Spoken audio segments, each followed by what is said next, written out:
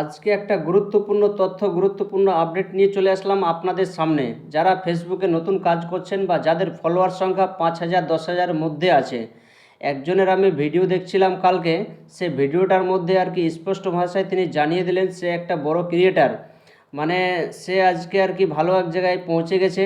তো তিনার ভিডিওটা দেখে আমাকে খুব ভালো লাগলো এবং বোঝা গেল সে একজন ভালো মনের মানুষ। সে বলল যে ফেসবুক প্ল্যাটফর্মটা হলো মানে ভালোবাসার জায়গা। এখানে আর কি সাপোর্ট করলে সাপোর্ট পাওয়া যায়, ভালোবাসা দিলে ভালোবাসা পাওয়া যায়, এসব কথা বলে থাকে বড় বড় ক্রিয়েটাররা। কিন্তু আদেও কি তারা ছোটদেরকে সাপোর্ট করে? তাদের কাছ থেকে সাপোর্ট নিয়ে নেয়, কিন্তু তাদেরকে কোনো ভালোবাসা দেয় না, কোনো সাপোর্ট করে না। আমি একসময় করেছিলাম তাদের ইসে গিয়ে কমেন্ট করেছিলাম, লাইক করেছিলাম, কিন্তু মানে আর কি সাপোর্ট করা তো দূরের দূরের কথা, তারা রিপ্লাই পর্যন্ত কখনো দেয়নি। মানে ছোটদের বলে আর কি পাত্তা দেয় না।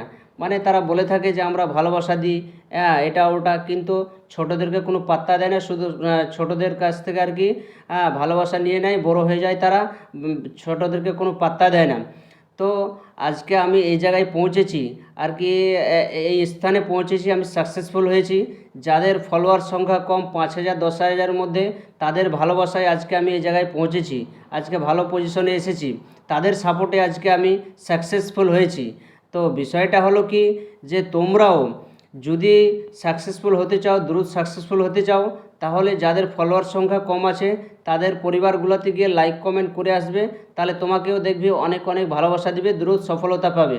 হ্যাঁ, আমি তো কিছুদিন আগে এই ভিডিওতে বলেছিলাম, সেই জিনিসটা আরও স্পষ্ট ভাষায় হয়ে গেল।